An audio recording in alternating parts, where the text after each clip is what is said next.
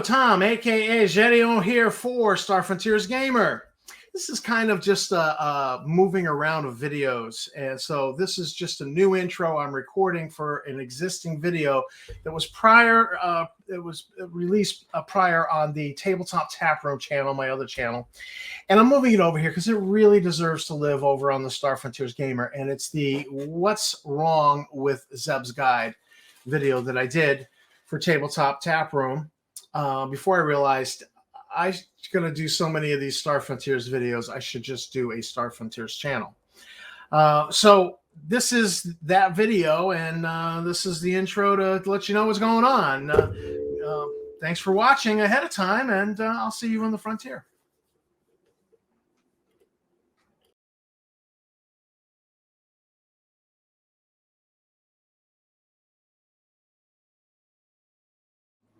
Welcome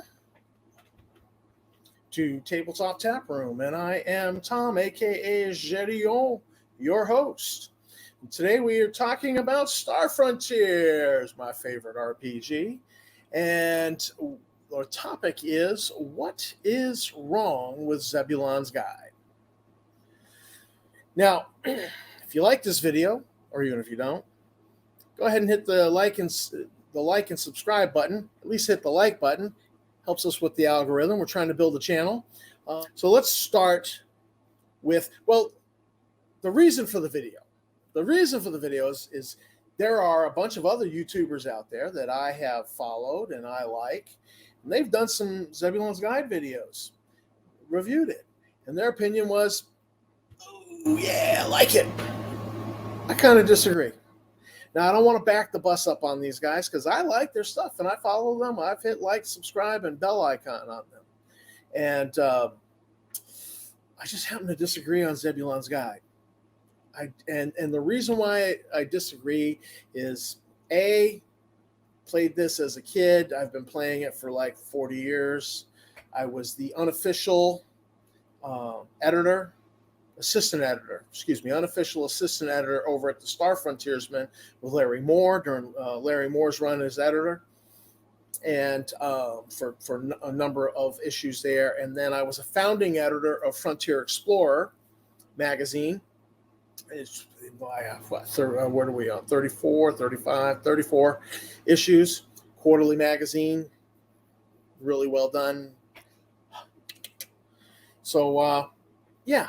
I've kind of made my bones as a torchbearer for the Star Frontiers revival within the fan community. And I think I do have an opinion on this and something to say. So that's why we made the video, because I do disagree with some of the other YouTubers out there.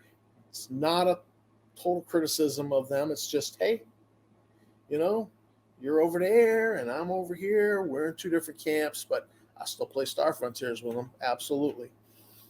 So what's wrong with Zebulon's Guide? Now, over the years, it's been hated on. Recently, one of my games, a player referred to Zebulon's Guide as the redheaded stepchild of Star Frontiers. I know what he meant. It gets some hate. It just gets some hate in some quarters of the internet. So what's really wrong? Well, first off, I need to start with what our source of information is on here. Now, I'm going to be using this Frontier Explorer number 2 as a source of information because in here is a interview with Kim Eastland. Kim Eastland was the project lead who developed, who had the Zeb's Guide thing. It was his baby. And back in 1999, 2000, there were 2 fan conventions where a bunch of fans got together for the weekend and played nothing but Star Frontiers. That's how crazy Star Frontiers fans are. They, they called it SciCon 1, SciCon 2, and at SciCon 2, they arranged to interview Lawrence Schick, one of the co-authors of the Alpha Dawn Rules, and Kim Eastland, the credited author, editor for the Zebulon's Guide product, which is what we're discussing today. So these interviews were done by telephone conference call, and for those of you too young to know what a telephone conference call is, we're just going to say that it's Zoom without the video and call it at that. So they had these telephone conference calls set up. Everyone's in the room. Only one person asked questions, and they interviewed these authors of Star Frontiers rulebooks. And so Kim Eastland relayed a lot of information concerning Zebulon's Guide. Now, unfortunately, there were recordings made, cassette tape. You'll have to look that up as well if you're under a certain age. The cassette tapes, people had them, were put into storage in a garage. Now they're lost. I've talked to a couple of these people who were attendants at SciCon, and they're like, yeah, look, I don't know. It was in the garage. I've been through a divorce. Who knows? They can't find the tapes. So the tapes are quite possibly lost to us, the actual recording. It's too bad. I'd love to have the actual transcript. I'd love to have the actual recording, put them up on the Frontier Explorer website just to preserve them, to be there for the fan community to enjoy.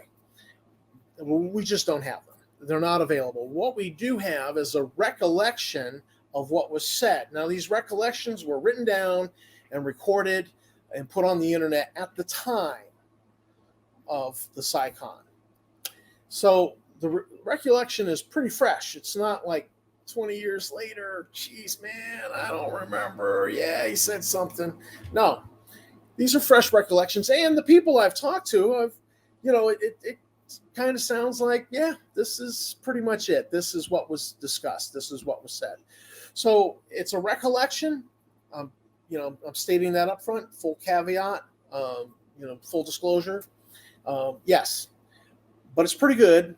And it from discussing it with people who were there, who were witnesses to it, it sounds like we could take it pretty close to gospel. So I've recovered the published recollection from the lost internet archive because the webpage is no longer on the internet. I recovered it. We republished it in the magazine to kind of, try to preserve it. So it's there. So you can actually go look this up in Frontier Explorer #2 and read it yourself and make your own judgment call. But in there, there's the statements made by Kim Eastland at this interview that he hated Star Frontiers. I don't know why you put somebody in charge of doing the second edition of your project. He hated it. He hated Alvedon. He hated the skill system. He hated the timeline. He hated Nighthawks. I don't know why they put him in charge. I'm like, can you find somebody else?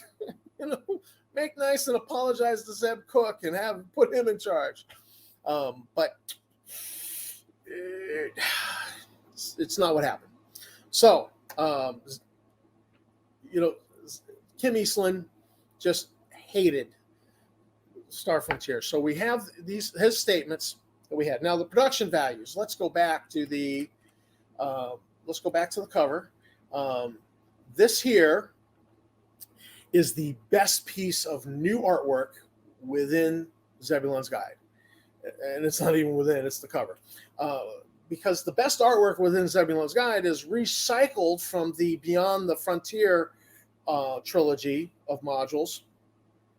And it's quite good. It's absolutely fantastic. I love that artwork, but they recycled it. There's no new artwork. It's not new artwork. It's just recycled from those modules and put into Zebulon's Guide. It's some of the best in Star Frontiers. I mean, it's just some of the best artwork. It's great. It's great black and white artwork.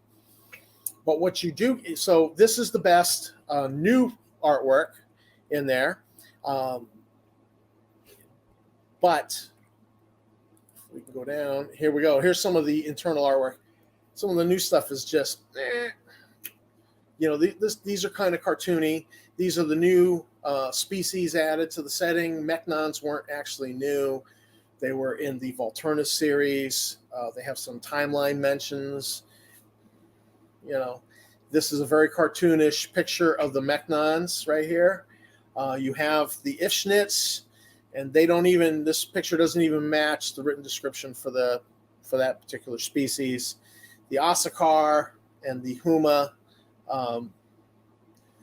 these aren't bad illustrations for those character races. They're not so bad. But, the new artwork's just poor quality. So the production values are okay. The artwork kind of, but it is what it is.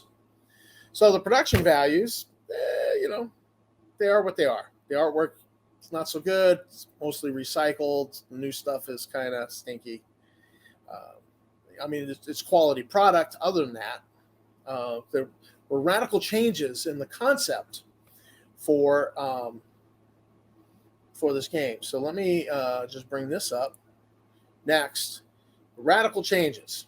So you had this column shift mechanic. It was the hot new thing in RPGs. It was used in Zebulon's Guide. It was used in the Marvel Superheroes RPG. I think it was used in the Indiana Jones RPG, maybe. Don't quote me on that. So it was a hot new thing, and it was tried out in a bunch and then quickly just kicked to the curb. And the column shift mechanic, I hate it. I know other people like it. I know some of the other YouTubers think, oh, this is great. It's so granular. All right, here, let me explain it. So with the column shift, you have a chance of success of doing something. So you're on the 0 column. And you have 2 levels of skill. So you shift up 2 columns, and then the guy you're shooting at might have cover. So you shift down 1 column. But you have some other advantage. So you shift up another column. So you'll end up at like column 3, plus 3. And a column plus 3, we should try to enlarge this a little bit. So you can see it. So let's say we're on column 3 and you're rolling. If you roll 49 or less, that's a success. But you have yellow success, green success, blue success, and cobalt success. And depending on how low you roll is how much better your result is. So cobalt success will be full damage shooting at this guy. You've hit him, and you're going to be at full damage. Blue will be 3/4, green will be half, and yellow is kind of a piss poor result. You're going to have quarter damage. And so some people like it because it's very granular, and I give them that. Yeah, it's granular. It is granular. But here is my problem. It's a table. And, with Alpha Dawn as it is so much faster. Here's what happens. You look at your character sheet, and you've got the numbers written down there, and it goes, the target number's there, and you roll it. And you're done. You know whether you hit. And, all right, well, you're going to have to roll damage now. So you'll roll 4d10 or whatever your dice is. That's not a problem. Players actually like rolling dice. I found. I could be wrong. Maybe there's a poll out there that says 90% of RPG players hate rolling dice. No, RPG players like rolling dice. And the more dice they roll, it seems like the more fun they're having. So you roll, and you're done to see if you hit, and then you're rolling dice for damage. It's quick. With the Zeb's Guide, this column shift mechanic, you've got to look at your character sheet, look at the table, do some shifts, figure it out, then roll, then do some math to see how much damage you did. It just takes time. It's kind of like back in the day, Iron Crown Enterprises had Rollmaster at first, and then they came out with Middle-earth role-playing, also known as MERP. And these were very table-heavy systems. And so, you're going to roll to see if you hit, and there's lots of charts in there. So you roll, and you go looking up in the rule book, and it's just slow. It just slowed it down. And part of the reason why I absolutely assert Alpha Dawn is so much faster than Zeb's Guide, so much faster than most other role-playing games out there, that it's fast play, is that back in the day when 3.5 D&D was a thing, my regular 3.5 D&D group that met in one of the houses, we all take turns being dungeon master. Well, one of the guys, his wife would insist that he had to go to dance lessons with her first before he could go to D&D. I don't know what that was all about. We even changed the night to a different night, and suddenly dance lessons changed to that night as well. But nonetheless, he just would show up a half hour late. So if it was not a problem if somebody else was game master, we would just start and just kind of, fudge it for a little bit there till he showed up 30 minutes later. But if he was game master, he'd be sitting there eating Doritos and drinking Coke or coffee or whatever, and twiddling our thumbs for 30 minutes. It's kind of boring. So finally, I just said, hey, I got this old school fast play kind of thing. Why don't I bring it?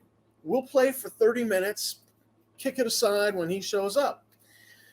One night, we had 2 combats, 1 skill challenge, and a role play, all in 30 minutes with Star Frontier's Alpha Dawn rules. It was incredible. And then we pushed it to the side, and we played D&D 3.5 for another 3.5 hours, and we only got 1 combat in.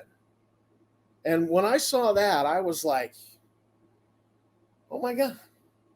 Star Frontiers is the greatest RPG ever. I mean, hands down, if you could do 2 combats, a skill challenge, and have some role play in 30 minutes with the set of rules, that just obviously the rules are just not getting in the way of the game, of having fun. To me, that's fun. I want to have fun. I mean, this is a game where the rules don't get in the way. And I feel like this column shift chart slows it down. It gets in the way a little bit. Not terribly so, but I'm like, look, I like fast play. So you have some radical changes of concept going on with this. And, it is what it is. I'm not a fan of the column shift. And on top of that, there's some Gamma World influences going on in this game. Now, Star Frontiers is more of a Western in space, a little more serious, kind of was trying to compete with Traveler and Space Opera at that time. And so Tim Eastland wanted to take Star Frontiers in a Gamma World direction, more like Metamorphosis Alpha, take it in that direction. And so that was, and you can see his influence because those let's bring those back, those player character races. The Huma and the Asakar were actual PCs in his home Gamma World campaign. The Huma's a mutated kangaroo, and the Asakar is a mutated plant. And you know that it's a mutated plant because you read it right in Zebulon's Guide that it's a plant. It's basically a sentient, sapient plant species with some other weird qualities. So, yeah, there's the Gamma World influence. And then he introduced the Plague Planets. And it just, I don't know that that's the game I wanted to play. I think I wanted to play something more like Traveler with Star Frontiers. So you have these radical changes to the resolution system. You have a radical change to the setting, taking it Gamma World direction. You have a radical change to the skill system. So in Alpha Dawn, you just had the skills. You just say, hey, I want my character to be the robotics expert. Okay, fine, robotics skill on your character sheet. Not so in Zeb's Guide. They fractured. So in Alpha Dawn, you had all these sub skills, all these actions you could do as robotics. You could change the mission. You can rewrite the mission of the robot. You can rewrite the functions of the robot. These were the programming of the robots. Very elegantly done in the Alpha Dawn rules. Some of the best rules for running robots in an RPG I've ever seen. I love missions and functions, how they work. So you could rewrite those. Those were 2 different sub skills. You could you could identify a robot that would tell you that it's a combat robot of this level. It probably has this kind of equipment installed. So it was an important sub skill. You could remove the lock, the lock bolt, the restraining bolt, like they had in Star Wars, removing the restraining bolt from the droid. So they had that in the setting, and that was an action you could do. You could physically repair a robot. So you have all these actions that you can do because you have robotic skill. Well, they fractured, and many of the skills had numerous actions you could do. Medical, same thing, diagnose, first aid, surgery, major surgery, cure an infection, neutralize poisons, all these different substances. They fractured all of that. They were all separate individual skills in Zebulon's Guide. So it's a fractured system, and it was fiddly. And the problem being with that is I'm running a game, and the guy says, yeah, I want to be a robotics expert. And he thought he wrote down all of the robotic skills. He left one out. So we're in the game, and he goes, yeah, I want to do this. And I'm like, all right, so what level do you have in that skill? And he's looking at his character sheet. He says, I don't have it. I says, you can't do it, which kind of aggravated him. And then I'm sitting there going, maybe I should have said he shouldn't have been. I should have just said, look, I know you meant to do it, to write it down, but him writing down some other skill gave him that skill. So it was just problematic. I should have just let the guy do it because it was clear that's what he wanted for his character. It's kind of frustrating to play a game with this fractured skill system because it was just so all over the place. In fact, later on, fans came out with a fan skill system called SF2000. If you can locate that on the internet, it's an interesting document. It's even more fractured. I call it Zebulon's Guide on steroids. It's even more of what the direction Zebulon's Guide went in. So again, it's not a favorite of mine. I have it lurking around somewhere in the computer files. I've actually tried to play it, and in fact, it was probably SF2000 where the guy skipped taking what he absolutely needed to take for that one robotic skill that was going to be important. So to me, it's fractured. It's just fractured. It's fiddly. It's just, it doesn't work well. I know it's more granular. I know it lets you do a combat medic he's a combat medic who just does first aid and maybe administers drugs.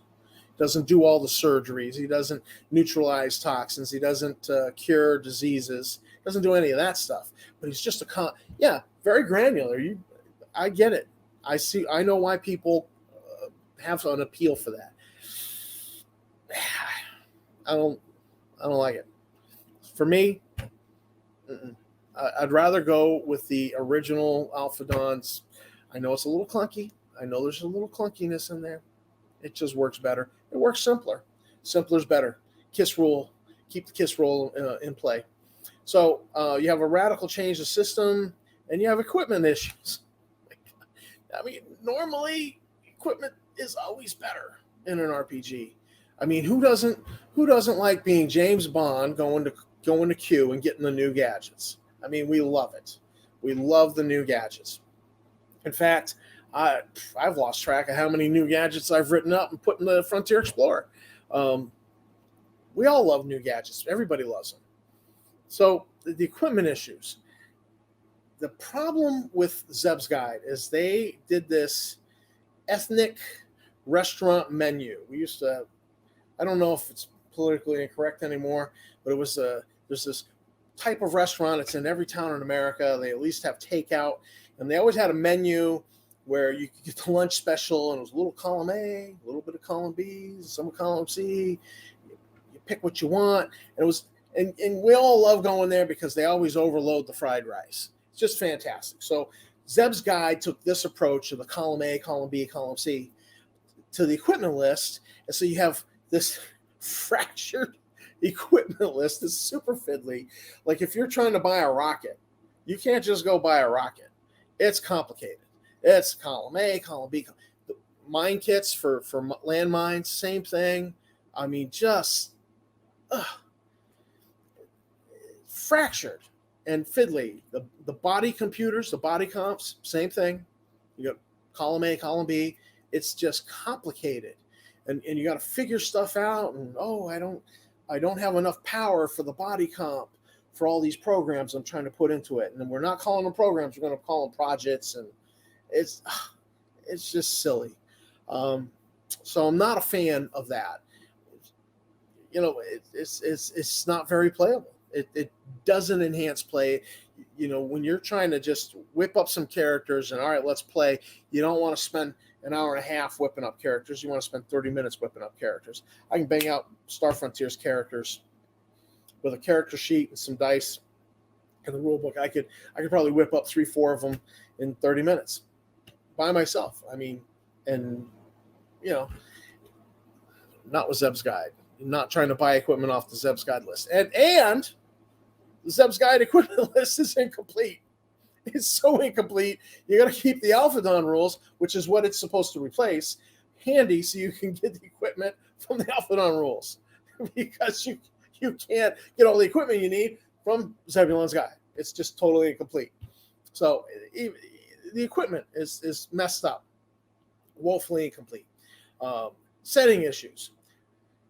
Oh my goodness. So I've already talked about. All right, let's bring up a new chart here. This here is the Astrographic Catalog, and so if you look at this thing is great. Let me enlarge it a little bit. Bring it right up there. Yeah, you can't see it, but over here, if you can see the cursor moving, you've got the star, whether it's a G4 or a G8 or an F9, and then the world that orbits it, the habited world, listed there.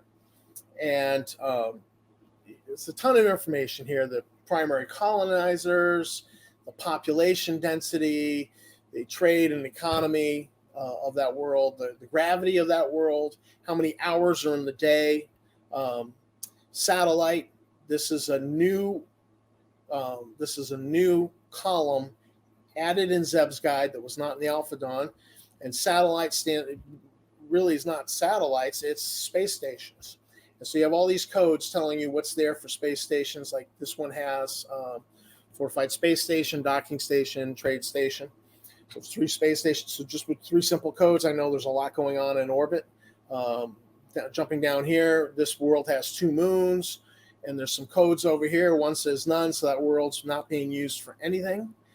But the other moon is being used for agriculture. So there's an atmosphere, and there's maybe there's domes, but they're growing stuff on this moon, probably shipping it to the planet the moon absorbs. And down here you have R's, resource management, resource type of economy going on that moon, most likely mining, but not necessarily. You creatively come up with something else and make it something else, but most likely mining when you see the R. So there's a lot of information here, and they expanded the setting by about 20. The explorable setting is expanded in Zeb's Guide by 25%, but there's 5 systems that are not on this chart that they created and put in Zeb's Guide, and it's the plague systems. They're on the map, and they have a Greek designation. We don't even know what the name of the star is or the name of the planet that's there. We know there's a planet there with people living on it. These are quarantine systems, and we have a listing in the timeline that says that Space Fleet will destroy any ship seen taking off from the plague, from a plague planet. So they picket the systems, and they blow out of space anybody trying to take off and escape the plague. Can't let the plague out. Here's the problem with that. Number one, how hard would it have been to add those stupid plague planets to this chart and just fill in the codes? Basic information would have been good to have. How many hours in the day for that planet? What's the gravity of that planet? What formally was the economy of that planet? The primary colony. This is all good information. It wouldn't have cost you nothing to add those 5 plague planets. Wouldn't have been nothing to add that to this chart. Very, very, very simple to just add another row of information, and they could have, but they don't. So you don't have it. So you've got to make it all up yourself. And look, I'm a busy game master. I'm preparing for stuff for next Sunday, and on top of other projects, and I got a writing project, for another organization. Totally unrelated to RPG. I'm busy. I don't have time for this. And it was so simple, they could have just added it, and they didn't. It's just not there. On top of that, these plague planets make no sense. You have this blue plague that causes the authorities in the setting to create the medical services organization, which then develops a vaccine for the blue plague. And so they vaccinate everybody. I mean, the plague's killed millions, tens of millions, but they've successfully, but they're like, all right, you 5 systems, we've decided to say, screw you. No vaccine for you. No, it's like the soup Nazi. No soup for you. Come back next edition. Come back 3rd edition. So it's like, I mean, we just went through a pandemic, and they raced to do a vaccine, and the government's paying for everybody to be vaccinated for free. I mean, how stupid is it that they're like, all right, you know what?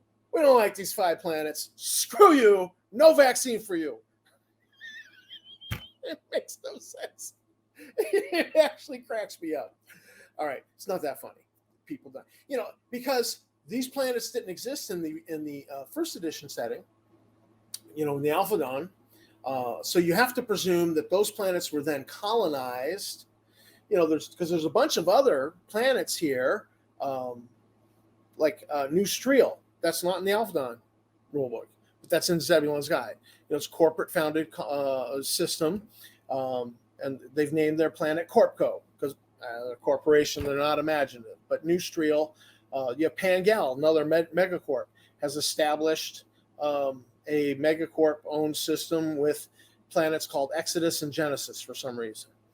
And so, you have obviously the colonizers for the plague systems and for these new systems came from the other planets that were in existence in the Alpha Dawn rules.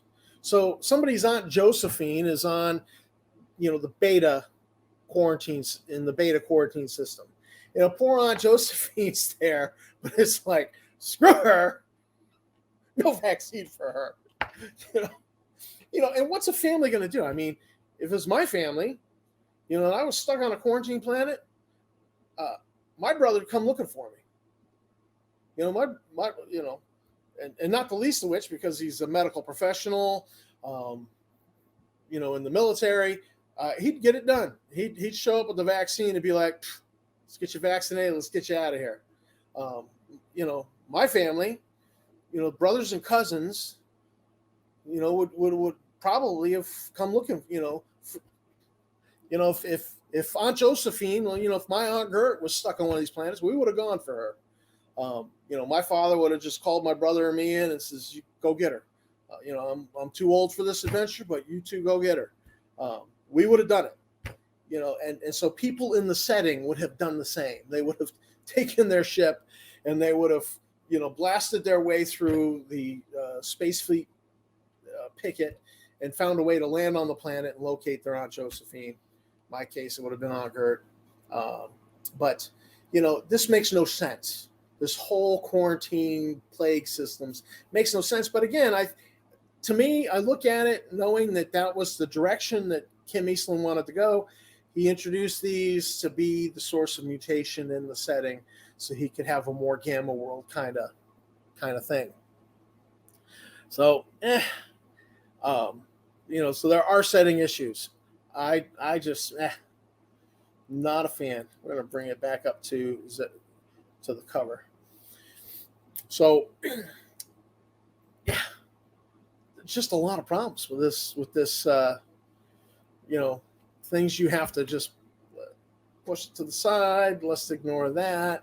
We're not going to use body comps because it's just too much of a headache to deal with that. We're not going to use the mine kits. We're not going to use the rocket, build your own rocket stuff. None of that. We're not using it. We're not going to use the plague planets because they make no sense. They're stupid. I don't even want to deal with it. And then on top of all of that, Kim Eastland said he was going to change the timeline. He hated the Alpha Dawn timeline. Now, sure, the Alpha Dawn timeline is a little bit in the rule book. It's a little bit in this module. It's a little bit in that module. You got to kind of pull stuff together. And I get it. That's a pain in the butt. But the Zebulon's Guide timeline is totally illogical. There are just things in it that make no sense. There are things in it that contradict the Alpha Dawn timeline. I'm more forgiving. We used to debate and gripe over that back in the day on the internet and forums. I'm more forgiving now that I know that he just said, hey, I don't like it, I'm changing it. Okay, I got less complaint now, knowing that that was his goal. It was just fiddly, absolutely fiddly. In fact, he even said he hated Nighthawks, which kind of is ironic because there's a whole part of the timeline that plays like it's like the play-by-play of somebody's campaign game. They played the campaign game in Nighthawks of the Second South Our War, and they just wrote down everything that happened in the campaign game, and then they made it the timeline for Zeb's Guide. I mean, if Kim Eastland hated Nighthawks, why would he include a play-by-play that really had to come straight from the campaign game? It's just so fiddly and just, not a good timeline. It is what it is. So these are the problems I see with it. Problems with the setting, radical changes with the system, the equipment is problematic. I have problems with Zeb's Guide. I don't think it's the greatest thing ever. And I definitely don't like the new system that they introduced with this. And the final nail in the coffin, this was supposed to be the second edition of Star Frontiers. You can't play Star Frontier. You can't play it without the original first edition handy and ready to go. Because there's just stuff that you don't have. Like you don't have any vehicles in the, you have one, the air lorry, but you don't have any of the, you don't have a jet copter, you don't have a ground car, you don't have a hover car, you don't have the hover cycle, the ground cycle, you don't have any of that. That's all in Alphadon. Got to go there. You don't have any starships. That's all in Nighthawks. Got to go there. You don't have, equipment lists. You don't have the rules for robotics. That's all in Alphadon. You've got nothing that tells you how to program a robot in Zeb's Guide or computers. All you've got is the body comps, and they're just stupid fiddly. You've got to go to Alphadon for computers, for computer programs, and for stuff. And it's just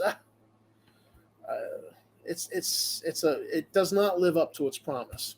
Sadly, Zebulon's Guide does not live up to its promise. It was conceived as a re-envisioning of the Star Frontiers game and setting, but Zeb's Guide quickly became relegated as a setting resource, because that's all you can use it for. It's woefully inadequate as the second edition of the rules, and it's problematic in a lot of the stuff that it presents within it. So, yeah, there are problems with Zeb's Guide. So, what's your opinion? I'm sure you have an opinion. Go ahead and comment below. While you're at it, make sure you hit the like and subscribe and the bell icon. It'll let you know when we have more videos coming out, because we've got one coming out on what's right. Now that I've backed the bus up, I'm going to tell you what's right with Zebulon's Guide. Thank you for listening.